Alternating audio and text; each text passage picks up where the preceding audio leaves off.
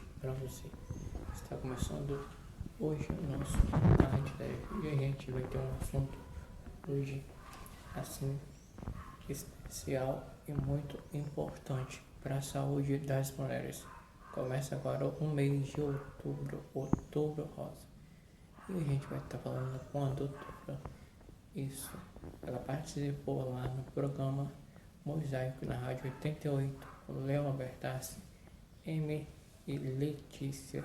Então ela vai estar aqui participando do meu canal. Ela mandou um vídeo, gravou uns vídeos que ela fez lá no programa Mosaico com Leonardo Salles, Letícia e Emily Albertassi. E ela vai estar aqui participando aqui com a gente aqui do meu canal Tarde Leve. Quero pedir para vocês participar, se inscrever, compartilhar, dar o seu like, dar o seu joinha, deixar o seu comentário e também eu vou deixar um minuto, 30 minutos a minha rede social nova para vocês. Então vamos lá então.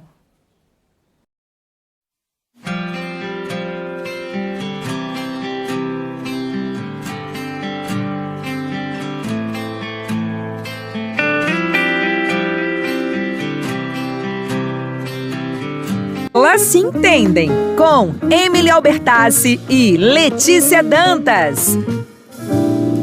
No Elas se Entendem de hoje, você vai saber um pouco mais sobre a campanha do Outubro Rosa. Ela chama a atenção para o câncer de mama e a importância do diagnóstico precoce. Segundo o Instituto Nacional do Câncer, o INCA, em 2022 devem surgir 66 mil novos casos. Beth, ela vai tirar várias dúvidas, vai falar sobre esse tema do Outubro Rosa, sobre saúde da mulher, e ela aceitou esse convite. Então, Laís, muito obrigada. É uma campanha, como eu disse, de conscientização que tem como objetivo principal alertar as mulheres e a sociedade sobre a importância da prevenção e do diagnóstico precoce do câncer de mama e, mais recentemente, sobre o câncer de colo do útero. Como é feito esse diagnóstico precoce, né, desses dois tipos de câncer? Então, tanto o câncer de mama quanto o câncer de colo de útero, elas são doenças que têm um exame de rastreio. E o que seria isso? O exame de rastreio é quando eu faço um exame periódico numa pessoa, mesmo sem ela ter sintoma, para eu conseguir achar essa doença lá do início e não pegar ela quando ela já progrediu o suficiente. E no caso do câncer de mama, esse exame de rastreio é a mamografia, e no câncer de colo de útero é o exame do preventivo. Essa campanha é destinada para uma idade específica? Então, você falou da idade. Essa semana eu peguei uma paciente com 29 anos. Então, antigamente, a gente pensava num grupo mais velho de mulheres, mas eu acho que a campanha ela é para a população no geral, para a gente entender a importância desse rastreio, sabe? É legal uma menina de 15 anos estar na escola, ela viu a campanha e ela entende que quando ela estiver na idade de fazer o exame, ela tem que ir lá fazer. Ela faz o exame porque ela sabe por que ele é importante. E não porque, assim, o preventivo, por que tem que fazer? Tem muita gente que não sabe nem o que é. E é uma coisa... Nem foi sua pergunta, mas eu queria falar. Porque, assim, muita gente não sabe o que é o preventivo. E é um exame muito importante porque ele pode prevenir morte por câncer, sabe? O preventivo, a gente tem o vírus do HPV, que ele é sexualmente transmissível. Sim. Ele pode gerar aquelas verrugas e ele pode gerar uma lesão ali no colo do útero, que, a princípio, é uma lesão que eu não vejo. Mas, quando eu faço o preventivo, eu consigo ver essa lesão. E eu posso ter uma lesão com baixo risco de virar câncer e uma lesão com alto risco de virar câncer. Se eu faço o preventivo e eu descubro isso no início, eu faço um diagnóstico precoce, eu trato e eu vou evitar que essa mulher tenha um câncer. Agora, ela ficou 5, 6 anos sem fazer um preventivo. Ela chega para mim, ela já está com câncer, às vezes, terminal, sabe? Esse preventivo é a partir de qual idade que é indicado? A partir dos 25 anos. 25 anos. Quando a mulher tem menos de 25 anos, ela pode ter uma lesão inicial que tem um baixo risco de virar câncer e que regride sozinho.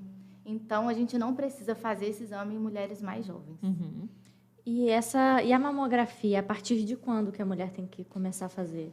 Pelo Ministério da Saúde, a gente pode começar a mamografia a partir dos 50, mas pela Sociedade Brasileira de Mastologia, a gente começa a mamografia a partir dos 40 anos. 40 anos. Uma dúvida que eu tenho, Laís, é com relação à amamentação. Eu já ouvi falar muitas coisas, mas tem alguma relação com o câncer de mama, pode causar, pode prevenir, pode influenciar de alguma maneira o câncer de mama? Com certeza, a amamentação é um fator que pode proteger a mulher contra o câncer de mama.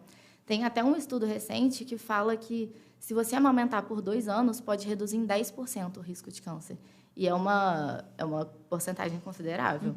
E quando a mulher está amamentando, esse estímulo ele pode transformar algumas células de glândula para gordura. Isso pode prevenir alguns tipos mais raros, mais agressivos de câncer, na verdade. Isso não quer dizer que ela fica blindada, né? A mulher que amamenta, ela pode ter câncer, sim, mas isso é um fator que protege.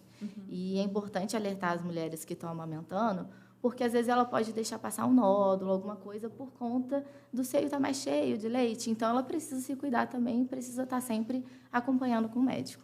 Porque é isso, se desde pequena você entende o porquê que você precisa fazer aquilo, quando você chegar nos 25 anos, que é a idade que precisa ser feito, você não vai deixar aquilo passar. Você entende a necessidade de fazer o exame, você entende por que ele é importante. Então, isso é uma coisa que, se fosse mais difundida, eu tenho certeza que a gente reduziria muito essas pacientes com câncer. Você, como médica e uma mulher cristã, você acha que existe um tabu no meio evangélico, no meio feminino evangélico, sobre essa questão de saúde da mulher, de câncer e tudo mais? Com certeza, assim, é muito difícil a gente falar sobre certos assuntos, né? Principalmente assuntos relacionados à sexualidade. E o HPV ele é uma doença sexualmente transmissível. O preventivo também só pode ser começar a fazer depois de ter atividade sexual. Então, acaba que as pessoas têm um pouco de medo de falar sobre isso, de discutir o assunto, que não era para acontecer, porque assim, o ensinamento ele tem que vir sempre, né? Você precisa aprender quando aquilo precisa ser feito, quando vai chegar a sua hora. Não é porque você tem 25 anos, se você não tem atividade sexual, você não vai fazer. Então, isso precisa ser explicado, né? Ô, Laís, eu perguntei sobre a amamentação, mas eu queria saber se existem alguns fatores que podem aumentar o risco de câncer de mama ou de colo de útero. Você disse que a amamentação ela pode ajudar a prevenir, né? Uma taxa previne em 10%, mas já é alguma coisa bem importante. Mas tem alguma coisa que pode aumentar esse risco? Tem. Qualquer tipo de câncer tem alguns fatores que são prioridade, assim. Obesidade, tabagismo. O tabagismo é um fator de risco em quase todos os tipos de câncer. O sedentarismo, alimentação errada, todos esses fatores externos, eles estão muito relacionados. Ainda mais hoje em dia que a gente está sempre exposto a esses fatores externos de agrotóxico, tudo muito industrializado, isso tudo pode estar associado. No caso do câncer de mama, a gente tem muito a história familiar também. Então, a paciente que tem uma mãe, irmã ou filha com câncer de mama já é um fator de risco. Algumas pacientes têm algumas mutações genéticas que podem levar a isso. E, no caso do câncer de colo de útero, um dos fatores também é a infecção pelo HPV, que pode estar muito relacionada, né? A questão genética é importante nesse fato, né? Mas as mulheres que não têm histórico familiar, elas devem se preocupar também com essa questão ou a preocupação tem que ser menor? Não, eu acho que a preocupação tem que ser para todo mundo, porque se a gente fica preocupada, a gente corre atrás e se cuida, né? Mas as pacientes que têm a história familiar, elas têm uma chance maior, sim.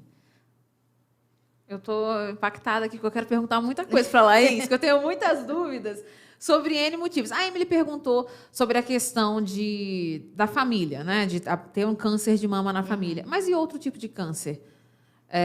Posso me preocupar, um exemplo, sei lá, teve câncer de estômago. Eu posso me preocupar, talvez, em ter um possível câncer de mama por causa do histórico familiar de ter um câncer? Ou não? Não tem nada a ver. É câncer de mama. Se minha mãe teve, ou alguém teve, eu tenho que me preocupar com o câncer de mama. Todo câncer ele tem ali uma parte genética que é importante, sabe? O câncer de mama ele pode ter uma mutação genética relacionada a outros tipos de câncer também, principalmente o câncer de ovário. Então, a gente sempre que a paciente chega na consulta, a gente pergunta de qualquer tipo de câncer, porque alguns podem sim influenciar. Laís, como que é?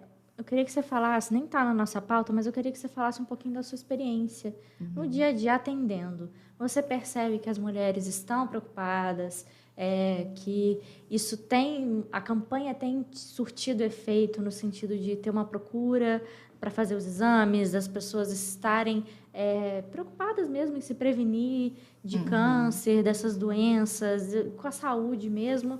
Ou você percebe que a mulher ela procura mais quando ela engravida, quando ela já tem algum problema, e aí ela vai procurar um ginecologista após ter algum sintoma, ou estar grávida, ou ter alguma questão, né? O que você vê baseado na sua experiência?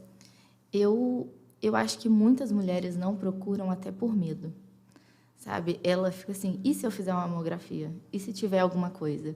Só que agora eu estou trabalhando na parte que a gente vê essa parte oncológica de mama. E é muito legal eu ver paciente que teve câncer lá em 2003 e que ela está acompanhando até hoje. E ela fez a cirurgia, ela fez a químio e ela está tratada. Então, antes, eu acho que as pessoas têm uma impressão assim, eu estou com câncer, eu estou morrendo. E não é assim. Então, é muito bom ver essa parte também dessas mulheres que se recuperaram. E a maioria das mulheres, eu acho que tem esse medo de enfrentar a doença. E muitas vezes pode deixar essa preocupação, tirar como que eu posso dizer? A necessidade dela de procurar um médico. É aquela história de quem procura acha, né? Exatamente. E aí dá um medo de procurar. Exatamente. Só que é o inverso. Quanto antes você achar, Mais melhor, fácil. mais sucesso você tem no tratamento, né? E eu acho que muita gente não procura também por não entender.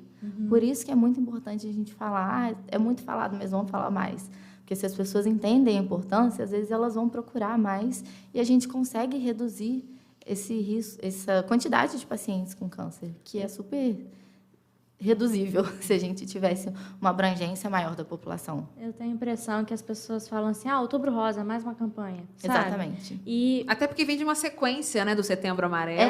Todo mês tem uma outra. aí tem Novembro Azul depois, e as pessoas ficam assim, né, negócio de mulher. Mas às vezes não sabe exatamente o que é. E a Laís explicou claramente a questão do preventivo, que eu sei que muita gente tem dúvida, tem muita gente que nem sabe para que serve. Não sabe. Vai sabe lá. o que tem que fazer, tem que ir lá na Exatamente. ginecologista uma vez por ano. Eu vou lá todo ano fazer meu preventivo. Para que é? Não sei.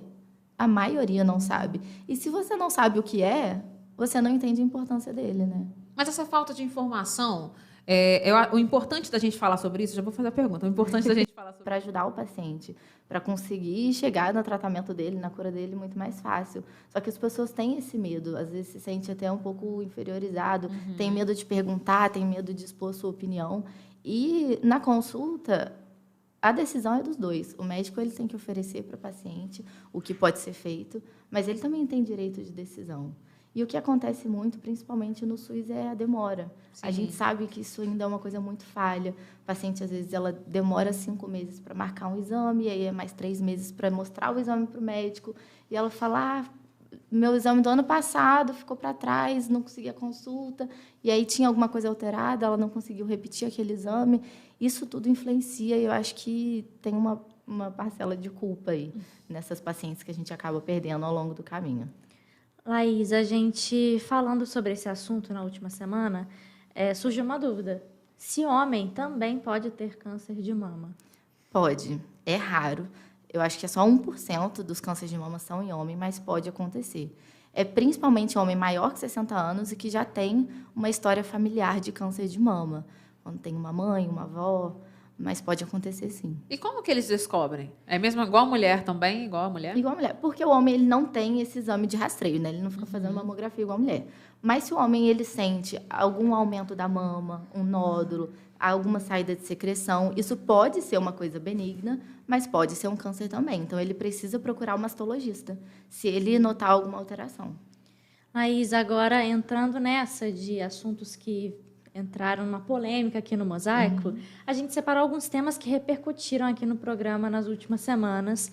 E a gente vai fazer uma espécie de Vai Se Tratar, que é aquele quadro que o especialista responde perguntas sobre saúde, tá?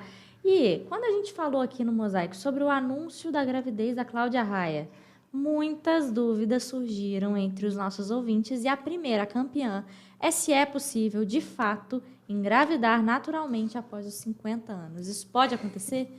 A Cláudia Raia está causando muitos problemas no consultório essa semana. Vamos lá, depende. Uma paciente de 50 anos que não entrou na menopausa e que ainda está menstruando, ela pode ter uma ovulação, ela pode engravidar. É bem difícil, porque a mulher ela já nasce com os folículos, né? Que é o que vai virar o óvulo, que vai fazer a gente engravidar. Nos 35 anos, essa taxa diminui drasticamente. Então, a partir dos 35, vai ficando cada vez mais difícil engravidar. A partir dos 40, a chance de engravidar é tipo 8%. Nos 50, isso reduz muito, então é muito difícil. Agora, uma paciente de 50 anos que já entrou na menopausa, ela não vai engravidar de forma natural. A Cláudia Raia disse que foi, né? Vamos esperar as cenas dos próximos capítulos. Mas, assim, na medicina, a gente não pode falar que nunca nem que sempre. Mas é praticamente impossível. A paciente na menopausa, ela tem uma alteração hormonal ali que não vai conseguir ter uma gravidez natural. Então, é verdade também essa questão de que, a partir dos 30 e poucos anos, a gravidez já tem uma chance reduzida? Isso é verdade também? Aumentando cada vez mais. É óbvio que é fator de risco, que é chance, mas que pode acontecer Exatamente. também de engravidar com facilidade, né? Exatamente. Eu já fiz parto de paciente de 45 anos que não teve nada. Foi tudo normal. Já fiz parto de paciente com 20 que teve pressão alta, diabetes, tudo. Então, assim, nada é 100%, mas as chances são maiores. Aproveite cada instante. A vida é curta demais e o tempo não para. Olhe sempre para o futuro com otimismo e para o passado com gratidão. O momento de ser feliz é agora.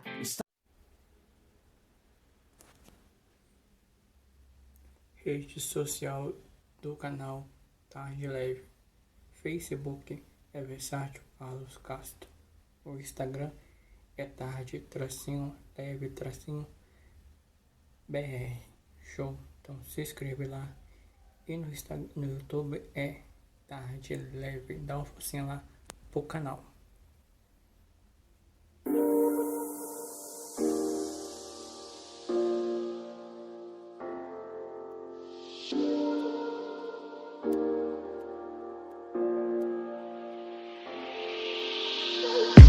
I'm on